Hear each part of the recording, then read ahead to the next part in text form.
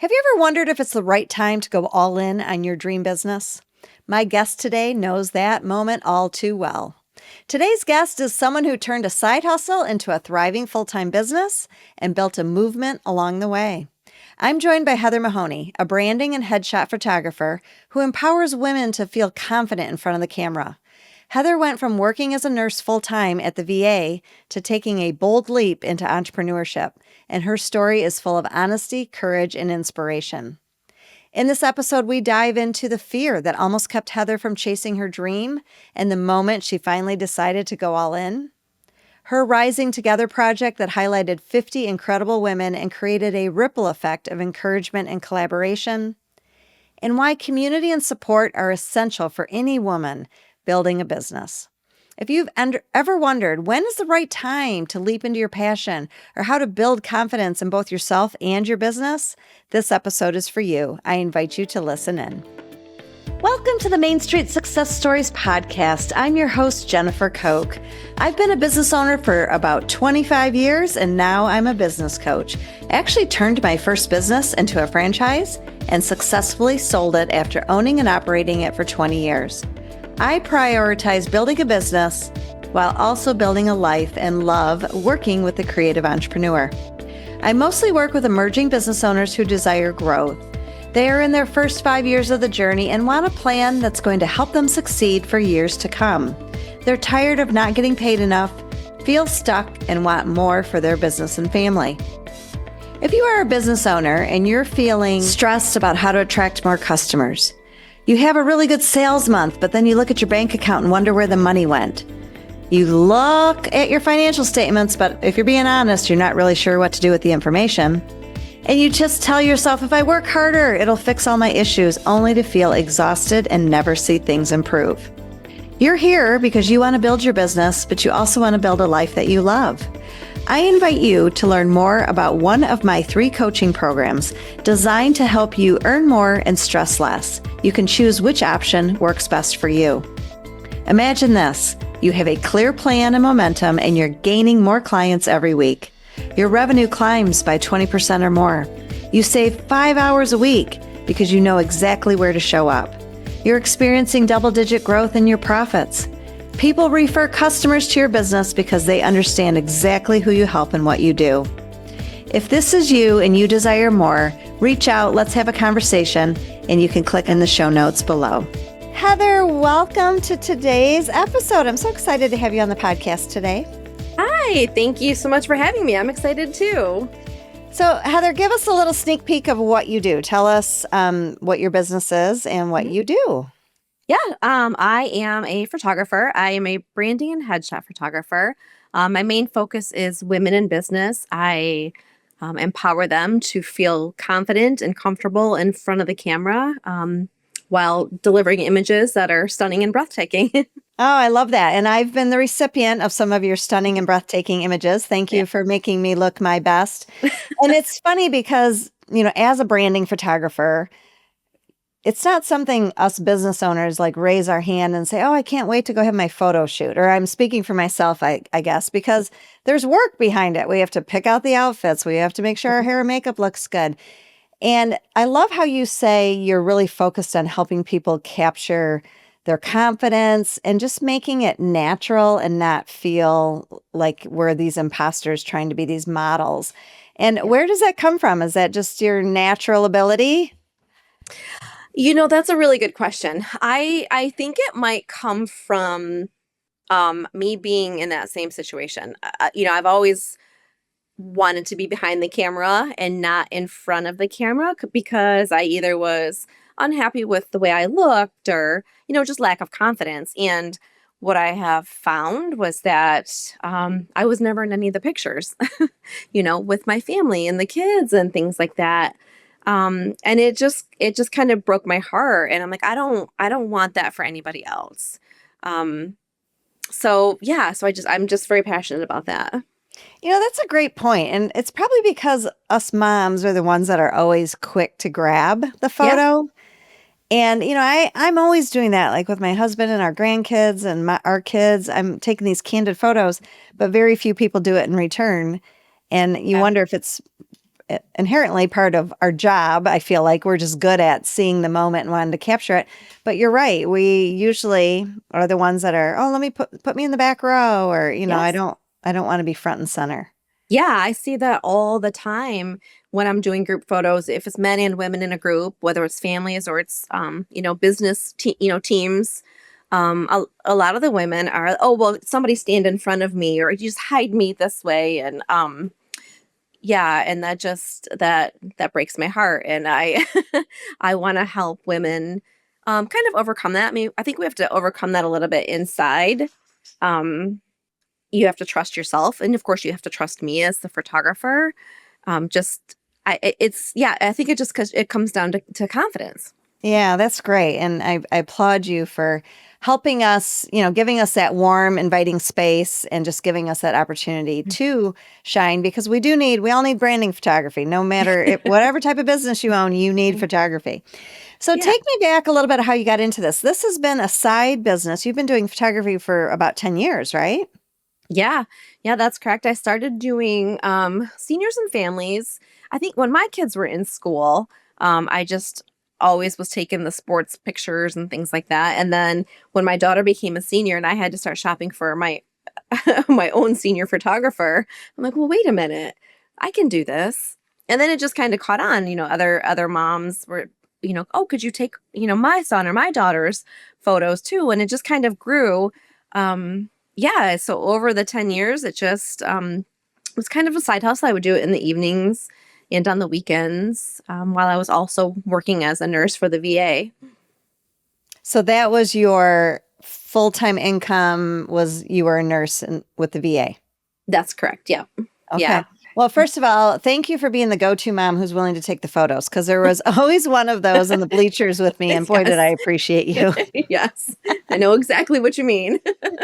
You would always capture those great candid shots of, my daughter playing soccer, my son playing lacrosse. I loved that. So, when did you decide to go full-time into your business? Hmm.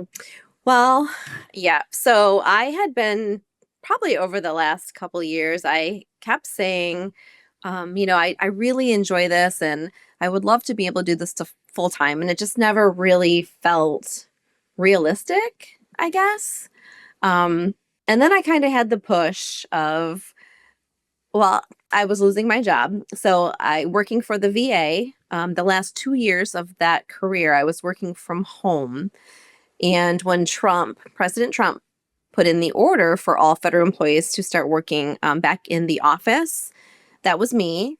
And that was okay. That was fine. I don't have any issues with that. But my home clinic was Battle Creek, which for me is about a 75-minute drive one way, Oh, just one wow. way. Yeah. So I was like, well, I can't do that. And so I had to make a choice. Do I want to be a full-time photographer or do I want to go work in another clinic somewhere? And my husband was the one that kind of said, well, you've been asking the universe for this. So so there you go. You got what you asked for. So that Isn't was in that April. funny? Yeah, yeah, We're always like praying over our business and asking and just wanting, oh, yeah, I yeah, just want this to be my thing. And then when the opportunity arises, we're like, wait, what? yeah. Does that Yeah, mean you get now? scared. Like, I'm supposed to go now? Wait, whoa, whoa, whoa, and then all of a sudden we start telling Yeah, ourselves all these things. I yeah, think it's interesting when you say you wanted it for a couple of years, but it never felt realistic. yeah. When you think about like what is realistic, what was holding you back? I think what was holding me back was fear. Fear of, oh, I'm not a business owner. I can't make this work. And fear of not having the stability and the consistent paycheck every Friday. I mean, that is really, really scary. And yeah, I wish that I would have just known that earlier that you can do it. I mean, you might have to put yourself in a situation that's not comfortable. And I almost think that that's okay because that's kind of the fire that you need to live your dream, to do what you want to do. It's funny because I hear that often when all of a sudden either somebody loses a job or a spouse loses a job, or it just gets to the point where the side hustle and the full-time job are too much. One thing has to go. Yeah. And any entrepreneur decides to go all in. it's almost like we create our success then, where before we could dabble in it, right? If it didn't work, that's okay. But when Yeah. all of a sudden that's it, it's go time. And it's mentally making that decision that I have to go all in. I have to treat this Hmm. like a business. This isn't a hobby anymore. Yeah. And you're right. The fear is huge. And lack of stability, that's not a joke. And Yeah. it's something that we have to be aware of because you're right. As entrepreneurs, we're not getting that weekly paycheck at first. Right. So we have to plan for it, right? There's some things we Yep. can do to plan for it. But I love the fact that for whatever reason, the political fallout became a blessing for you because all of a sudden you had to go all in. Yeah. Yeah. 100%. Absolutely.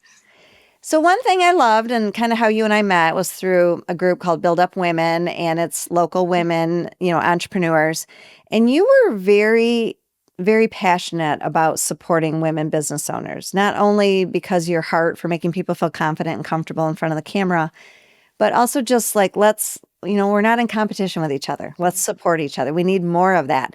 So you curated a really cool project called Rising Together. Yes. Yes. Will you tell us what Rising Together is? I would love to. Yeah. So it started out, um, I was just labeling it 50 influential women. And the more women that I spoke to, the more I learned that that's already a very, very popular theme in our area with good reason. I mean, that's wonderful. So I had to change the name of it because I wanted it to be a little bit more unique. But aside from that, I wanted to I knew I wanted to get more involved. I didn't know what that was or really what that looked like, but I knew I wanted to be with women and I wanted to put myself in a group of women that were supportive of other women. They were influential, they were motivating, like for real, because a lot of people say that, and I think that they think they mean it, but it's not always the truth. So I wanted these women to be nominated by other people in the community that saw the good in them as well. So when I started it, I honestly thought I was going to get maybe 10 women to do this with me. And I was still excited about that. I'm like, this is going to be great. I mean, these are going to be great women.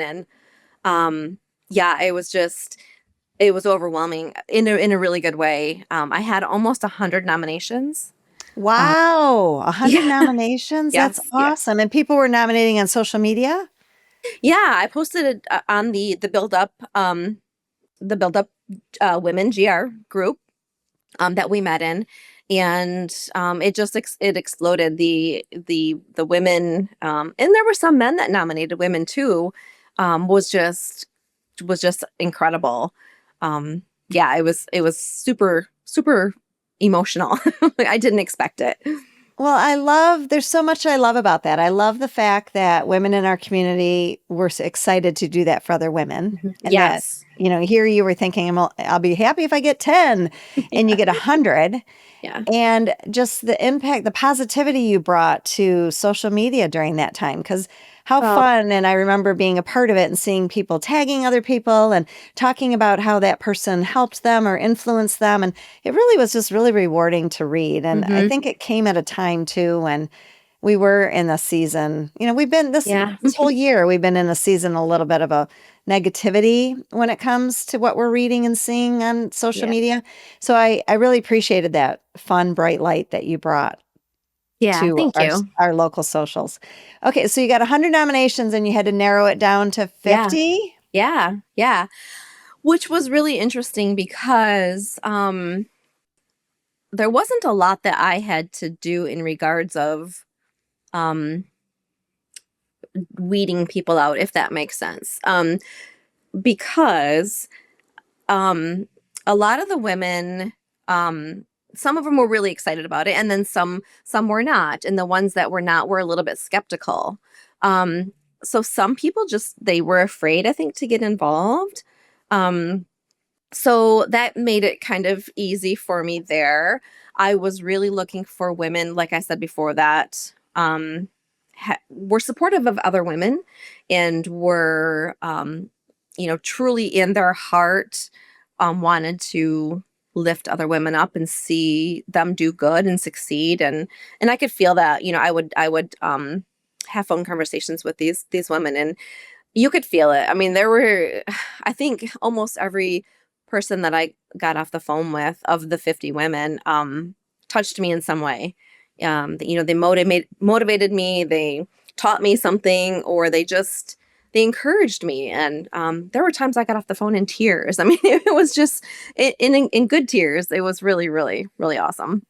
So a project that was meant to highlight other women and be a bucket filler for us turned out to be just as rewarding for you.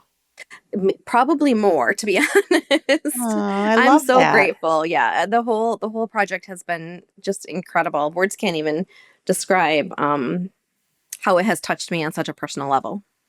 So you brought these women together, and each one of us got a little photo shoot. And I have to say, I was very honored to be included in part of the 50 women that you selected. And so we each got a photo shoot, and then you also put together a book. Tell us about that. I did, yeah. And this idea came from one of the 50 women, because as this project grew, everybody brought all of these wonderful ideas, and they all wanted to help. So this was an idea from somebody else. It wasn't my idea, but we did a coffee table style book.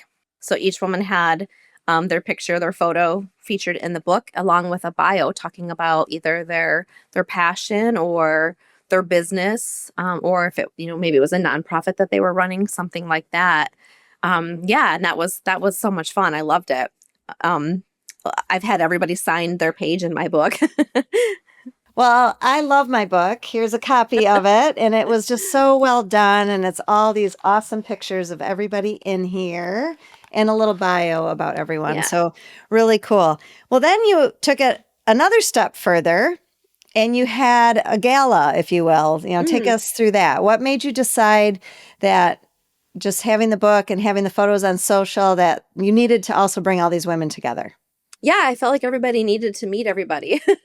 I mean, that was kind of the whole point of, well, not the entire point, but part of it was the connection piece too, was connecting everybody together. And I wanted it to be like, well, let's see how, I can help you and you can help me. And and just bringing everybody together, I thought that would be really exciting. So, kind of a collaboration. You were looking for a Yeah. collaboration of these women. Yeah, I wanted, some women knew each other, but many did not. Um, and I thought that was important for the motivation and the connection and the collaboration piece of all that. So when you met these 50 women, because like you said, you interviewed each one, what surprised you the most? I think what surprised me the most was how much they wanted me to succeed at this project. They turned it back around on me, and they're like, "Oh, this is so great for you, and I want this for you, and here's an idea." And I'm like, "Oh my gosh. I mean, no wonder you were nominated because you're amazing." So that's what really surprised me. I love that. And Yeah. okay, so let's talk about that because you did this, not only you had a desire to do this, but you were at a point where you were building your business full time. Hmm. And I see a lot of business owners create events or create, these type of things that there's no charge. It's just Hmm. really it's a marketing tool. In Hmm. addition, there's, your heart's behind it, but it can be a marketing tool. Yeah. But it's costly. I mean, there's not only monetary what it takes to produce the photos and the book and everything, but also your time. Hmm. Do Yeah. you feel it was worth it? Like, let's take us behind the curtain. Where do you feel it was worth it, or is it too soon to tell? No, for me, anyways, I feel like it was very much worth it. It gave me a lot of recognition.